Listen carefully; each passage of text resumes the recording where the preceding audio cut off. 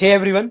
तो इस वीडियो के अंदर हम नेमिंग कॉलिजन के बारे में पढ़ेंगे। नेमिंग कॉलिजन का मतलब कि सेम नाम के आइडेंटिफायर्स जो सेम प्रॉपर्टी एग्जिबिट करते हैं वो सेम ही रीजन के अंदर प्रेजेंट है, जिसकी वजह से कंपाइलर या लिंकर डिफरेंशिएट नहीं कर पा रहा है इन दोनों आइडेंटिफायर्स को। जैसे ही आपके प्रोग्राम का साइज बढ़ता जाता है उसके हिसाब से नेमिंग कॉलिजन की प्रोबेबिलिटी भी बढ़ती जाती है। C++ वांट्स दैट कि आपके प्रोग्राम में सब के सब आइडेंटिफायर्स अलग अलग हो, अगर सेम भी हो तो वो डिफरेंट रीजन में हो।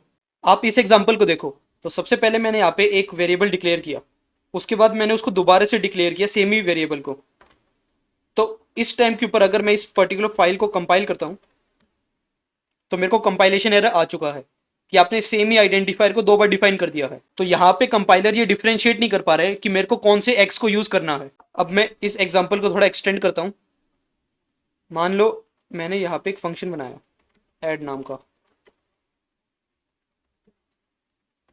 जो दो वेरिएबल लेते हैं और ये रिटर्न करता है एक्सप्रेस वार। और ये सेम ही जो फंक्शन की डेफिनेशन है वो ऐड फाइल में भी प्रेजेंट है, एडिशनल फाइल में भी प्रेजेंट है। अब उसके बाद मैंने इन दोनों फाइल्स को कंपाइल किया तो मेरी main.cpp सक्सेसफुली कंपाइल हो गई है। सिमिलरली मैं अब एडिशनल फाइल को भी कंपाइल कर लेता हूँ, तो हमारी एडिशनल फाइल भी सक्सेसफुली कंपाइल हो चुकी है। अब मैं इन दोनों फाइल को लिंक करता हूँ, ये तो उसका नाम जो है एडिशनल फाइल डॉट ओ हो जाएगा। और उसके बाद फाइनल एग्जीक्यूटेबल फाइल का नाम मैं दे देता हूँ ABC। इसने मेरे को लिंकिंग एरर दे दिया है क्योंकि सेम नाम के आइडेंटिफायर्स सेम प्रोग्राम के अंदर प्रेजेंट है। तो यहाँ पे जो ऐड फंक्शन है वो मेरा main.cpp में भी प्रेजेंट है और एडिशनल फाइल में भी प्रेजेंट है। तो लिंकर ये डिफरेंशिएट नहीं कर पाया कि उसको कौन से ऐड फंक्शन को यूज करना है। आप ये जरूर ध्यान रखना कि कोलिजन होने के लिए आइडेंटिफायर्स को सेम स्कोप के अंदर प्रेजेंट होना चाहिए, वरना वो कोलाइड नहीं करेंगे। इस केस के अंदर हमारे दोनों आइडेंटिफायर्स सेम ग्लोबल स्कोप के अंदर प्रेजेंट है, जिस वजह से हमको यहाँ पे लिंकर एरर आया था। अगर कोलाइडिंग आइडेंटिफायर्स सेम फाइल में है तो कंपाइलर एरर आ जाएगा, बट अगर डिफरेंट फाइल में है and both file same programme को बिलोंग करती है तो उस टाइम पे लिंकिंग एरर आ जाएगा। मोस्टली कोलिजन इन दोनों केस में ही होते। नाउ बेस्ट पार्ट ये है कि C++ आपको काफी सारे मैकेनिज्म बताता है जिसके थ्रू आप इन कॉन्फ्लिक्ट्स को रोक सकते हो। ये सारे के सारे मैकेनिज्म एक ही कंसेप्ट पे बेस्ड है, स्कोप रीजन। ये एक ऐसा रीजन है जिसमें सारे यूनिक आइडेंटिफायर्स प्रेजेंट होते हैं एंड सेम आइडेंटिफायर अगर दो अलग अलग स्कोप में है तो वो एक दूसरे के साथ कन्फ्लिक्ट नहीं करेंगे। बट अगर सेम स्कोप के अंदर सिमिलर आइडेंटिफायर्स प्रेजेंट होंगे तो आपको कन्फ्लिक्टिंग एरर आ सकता है।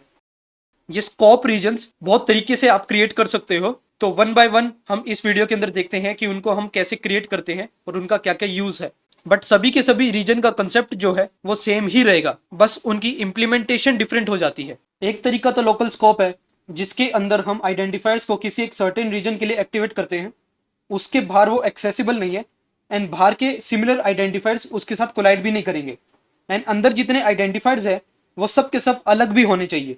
C++ के अंदर जहां पे भी आप करली ब्रेसेस देख रहे होते हो वो एक तरीके के लोकल स्कोप को ही डिनोट कर रहा होता है। कि अगर मैं सामने वाले कोड की भी बात करूं तो जो वेरिएबल मेन फंक्शन के अंदर डिफाइन है वो मेन फंक्शन के बाहर वाले वेरिएबल के साथ कोलाइड नहीं करेगा। फॉर एग्जाम्पल अगर मैं मेन के बाहर एक वेरिएबल डिफाइन करता हूँ और मेन के अंदर सेम वेरिएबल दोबारा से डिफाइन करता हूँ तो इस टाइम पे मेरे को कोई भी कंपाइलेशन एरर नहीं आएगा। बट अगर ये सेम ही वेरिएबल मैं इस मेन फंक्शन के अंदर ही डिफाइन कर देता हूँ, दोनों के दोनों वेरिएबल मेन फंक्शन के अंदर ही है, तो इस टाइम पे मेरे को कंपाइलेशन एरर आ जाएगा क्योंकि यहाँ पे दोनों वेरिएबल्स का जो स्कोप है वो सेम है, दोनों के दोनों वेरिएबल्स मेन फंक्शन के अंदर ही डिफाइन है।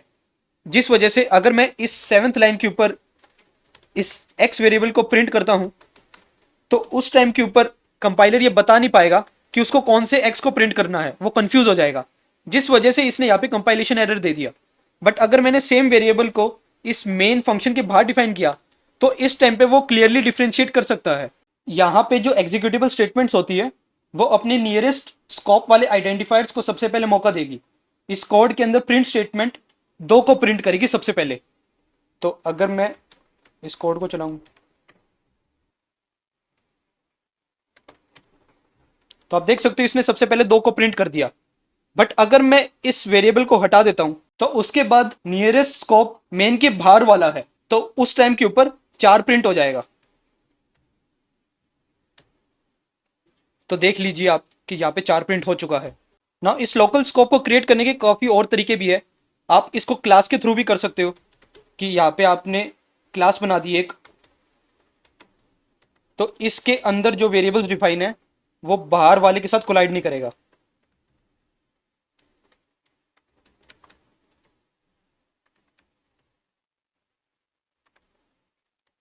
इसके अलावा जो हमारी इफ स्टेटमेंट्स होती है, जो वाइल स्टेटमेंट्स होती है, जो फॉर लूप स्टेटमेंट्स होती है, जो स्विच स्टेटमेंट्स होती है, वो भी एक तरीके के लोकल रीजन को क्रिएट कर देती है। लाइक फॉर एग्जांपल, अगर मैंने यहाँ पे एक वेरिएबल डिक्लेयर किया मेन के अंदर और उसके बाद मैंने यहाँ पे इफ स्टेटमेंट लिखी और यहाँ पे दोबारा से एक और वेरिएबल डिक्लेयर किया, तो इस टाइम पे भी मेरे को कोई भी कंपाइलेशन एरर नहीं आएगा। मैं आपको ये कोड को कंपाइल करके दिखा देता हूँ। तो यहाँ पे कोई भी एरर नहीं आया। वार्निंग्स है वो एक बार आप इग्नोर कर सकते हो, बट यहाँ पे आपको कोई भी कंपाइलेशन एरर नहीं आया कि ये वाला वेरिएबल इसके साथ कोई भी कोलाइड नहीं करेगा और ये वाला वेरिएबल इसके साथ कोलाइड नहीं करेगा, क्योंकि जो ये इन्वर्टेड कॉमास के अंदर एक लोकल रीजन बन चुका है। बट अगर सेम मैं इधर भी एक और वेरिएबल डिफाइन कर देता हूँ तो इस टाइम के ऊपर हमको कंपाइलेशन एरर आ जाएगा। लोकल स्कोप को क्रिएट करने का एक और तरीका है, आप सिंपली करली ब्रेसिस के थ्रू भी एक लोकल स्कोप को डिक्लेयर कर सकते हो। और अगर मैंने यहाँ पे एक y वेरिएबल डिक्लेयर कर रखा है इस लोकल स्कोप के बाहर और इसके अंदर मैं एक और वेरिएबल डिक्लेयर करता हूं सेम नाम का, और उसके बाद मैं यहाँ पे 2 प्रिंट स्टेटमेंट लिखता हूं।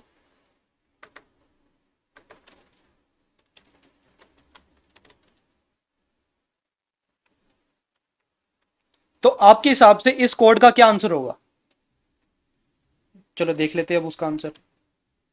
तो मैं ये बोल रहा हूं कि जब वो 12th लाइन के ऊपर आएगा और इसको एग्जीक्यूट करेगा तो उस टाइम पे नियरेस्ट स्कोप के अंदर y इक्वल टू 4 डिफाइन है, जिसकी वजह से सबसे पहले y इक्वल टू 4 प्रिंट होगा।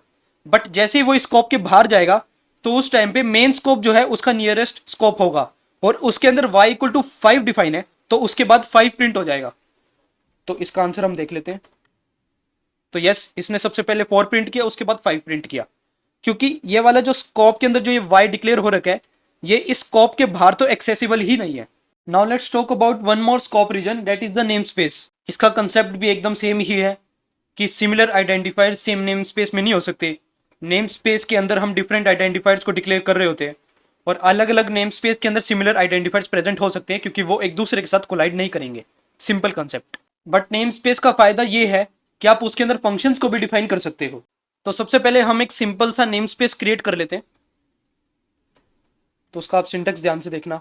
फॉर एग्जाम्पल, मेरे को अपने खुद के कीवर्ड्स या फंक्शंस बनाने हैं, सो मैं उसका नाम दे देता हूँ माई कीवर्ड्स एंड फंक्शंस। अब ये हमारा नेम स्पेस है, इसके अंदर हम कुछ भी डिफाइन कर सकते हैं। फॉर एग्जाम्पल, मैंने यहाँ पे कर दिया x इक्वल टू 5 और मेरे को यहाँ पे कोई एक ऐड फंक्शन क्रिएट करना है, तो वो भी मैंने कर दिया। अब सिमिलरली अगर मैंने सेम एक और नेम स्पेस बनाया सेम ही तरीके का, उसके अंदर बस उसका नाम चेंज कर दिया, तो उस टाइम पे ये सारे के सारे जो आइडेंटिफायर्स है वो इसके साथ कोलाइड नहीं करेंगे, क्योंकि अलग अलग नेम स्पेस के अंदर है तो उनका स्कोप जो है वो डिफरेंट है। एंड आप इन नेम स्पेस के आइडेंटिफायर्स को स्कोप रेजोल्यूशन ऑपरेटर के थ्रू एक्सेस करते हो। वो मैं आपको बता देता हूँ आप कैसे एक्सेस करोगे। फॉर एग्जाम्पल, आपको माई कीवर्ड्स एंड फंक्शंस नाम के नेम स्पेस से एक्स वेरिएबल को एक्सेस करना है। एक बार मैं इन दोनों का ना वैल्यू एक बार अलग रख देता हूँ। तो जो हमारा स्कोप रेजोल्यूशन ऑपरेटर होता है वो इसे कहते हैं हम। तो अब अगर मेरे को इस एक्स वेरिएबल को प्रिंट करवाना है तो मैं क्या करूंगा, इस नेम स्पेस का नाम स्कोप रेजोल्यूशन ऑपरेटर और उसके बाद उस आइडेंटिफायर का नाम।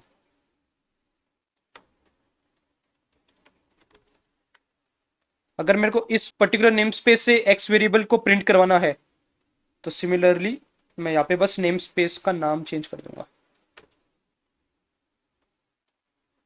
अब मैं इस कोड को एक बार चला लेता हूँ।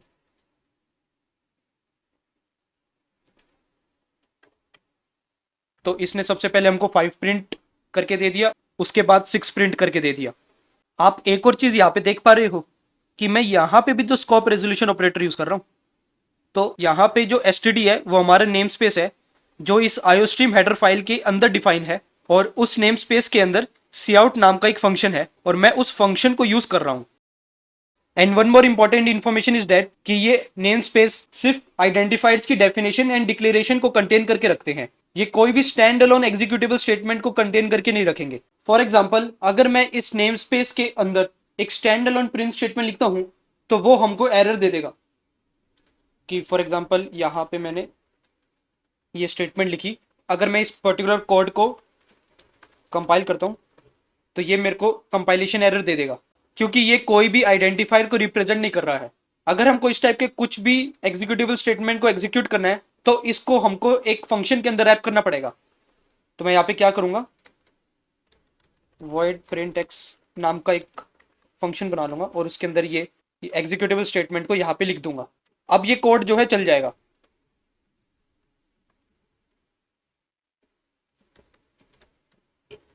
सी, यहाँ पे कोई भी हमको कंपाइलेशन एरर नहीं आया है। Name space generally related identifiers को क्लब करने में मदद करता है। लाइक अगर आप मैथ फंक्शंस लिख रहे हो, आप उन सारे फंक्शंस को एक गिवन मैथ नाम की नेम स्पेस में लिख दोगे।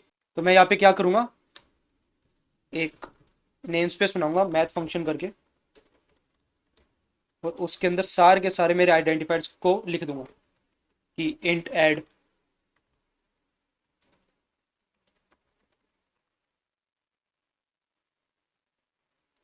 इंट सब्ट्रैक्ट,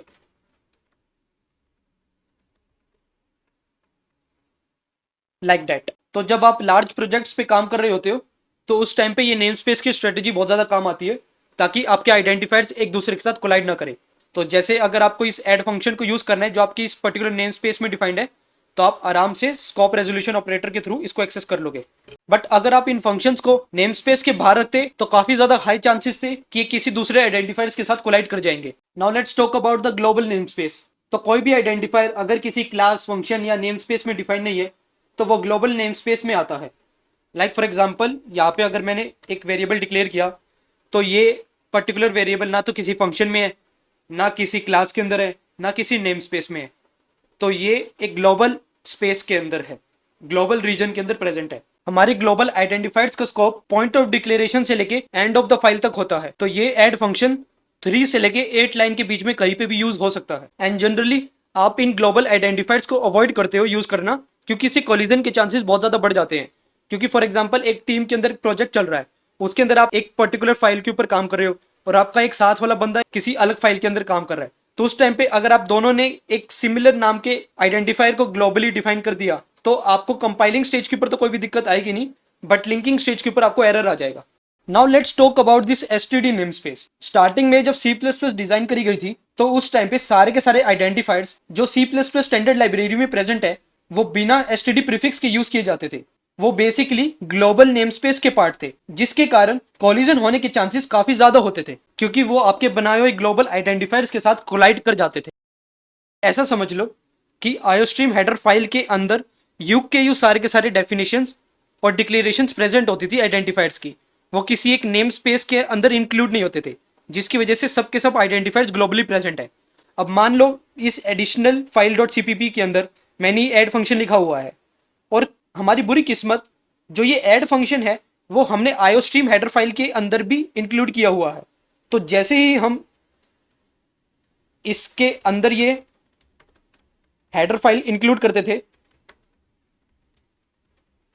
तो हमको कंपाइलेशन एरर आ जाता था, क्योंकि आयोस्ट्रीम के अंदर भी एक ऐड फंक्शन है जो ग्लोबली डिफाइंड है और हमने यहाँ पे एक ऐड फंक्शन बनाया जो कि ग्लोबली डिफाइंड है, जिसके कारण ऐड नाम के आइडेंटिफायर्स एक दूसरे के साथ कोलाइड कर जाते थे, एज दोनों के दोनों सेम ही ग्लोबल नेम स्पेस में प्रेजेंट है। बट अगर सारे के सारे आइडेंटिफायर्स जो आयोस्ट्रीम के अंदर प्रेजेंट थे वो सब के सब अगर नेम स्पेस में इंक्लूडेड होंगे तो हमारे जो ऐड फंक्शंस है वो एक दूसरे के साथ कोलाइड नहीं करेंगे, क्योंकि जो आयोस्ट्रीम में ऐड फंक्शन है वो नेम स्पेस के अंदर प्रेजेंट है, एसटीडी नेम स्पेस के अंदर, और जो हमारा बाहर वाला ऐड फंक्शन है वो ग्लोबल नेम स्पेस में प्रेजेंट है, जिस वजह से वो एक दूसरे के साथ कोलाइड नहीं करते हैं। इन्हीं कारणों की वजह से हमने यहाँ पे एसटीडी नेम स्पेस इंट्रोड्यूस किया और सारे के सारे C++ स्टैंडर्ड लाइब्रेरी के अंदर जितने भी आइडेंटिफायर्स थे उनको एसटीडी नेम स्पेस के अंदर डाल दिया।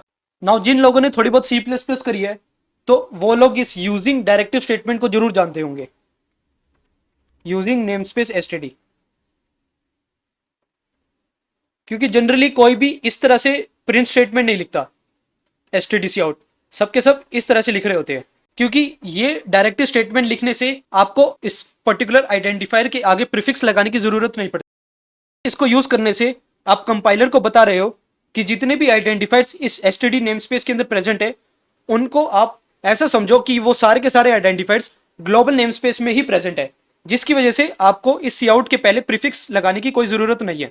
और नाउ अभी हमने क्योंकि देखा ही था कि ग्लोबल नेमस्पेस के कितने सारे डिसएडवांटेजेस है, जिसकी वजह से ये जो अप्रोच है वो काफी ज्यादा गलत है। तो आप जरूर ध्यान रखना कि आगे से जब भी आप C++ का कोड लिखो तो ये डायरेक्टिव स्टेटमेंट को कभी भी यूज मत करना। आप हमेशा स्कोप रेजोल्यूशन ऑपरेटर का यूज करना to access the identifiers from a particular name space. तो यहाँ पे हम एसटीडी नेम स्पेस लिख देते हैं और उसके बाद स्कोप रेजोल्यूशन ऑपरेटर लगा देते हैं। अब इसके थ्रू हम सी आउट वाले आइडेंटिफायर को एसटीडी नेमस्पेस में से एक्सेस कर रहे हैं। अभी तो ये डायरेक्टिव स्टेटमेंट यूज करने से आपको कोई भी प्रॉब्लम नहीं होगी, बट जब आप थोड़े हायर लेवल पे कोड लिख रहे होते हो या बड़े लेवल पे कोड लिख रहे होते हो तो उस टाइम पे ये छोटी छोटी चीजें काफी ज्यादा मैटर कर जाती है। बाकी आपकी मर्जी है, आपको मेरी बात माननी है तो मान लेना, वरना मत मानना। So this is all about the naming collision. आशा करता हूं कि आपको ये वीडियो पसंद आई होगी। अगर पसंद आई है तो लाइक, शेयर और कमेंट जरूर कर देना और चैनल को सब्सक्राइब करके जरूर जाना। सो अब मिलते हैं अगली वीडियो के अंदर।